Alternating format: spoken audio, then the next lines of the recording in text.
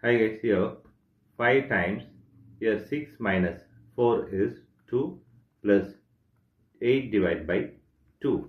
Here 5 times 2 is 10 plus 8 divided by 2. Here 10 plus 8 is 18 divided by 2. Here 18 divided by 2 is 9 is the wrong answer. As per this order of operation, this 9 is the wrong answer. Here we are going to introduce this PEMDAS rule from order of operation.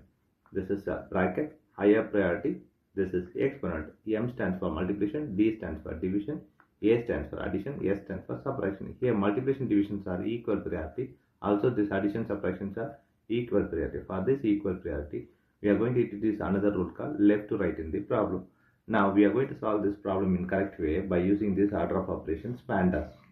Here, as per this order of operation PEMDAS, the bracket is higher priority. So we have to do this bracket before any other operation. So 5 times, here 6 minus 4 is 2 plus 8 divided by 2. Here we have multiplication, addition and division. Here multiplication divisions are equal priority, also higher priority than this addition and subtraction. So we have to do this multiplication, division before this addition.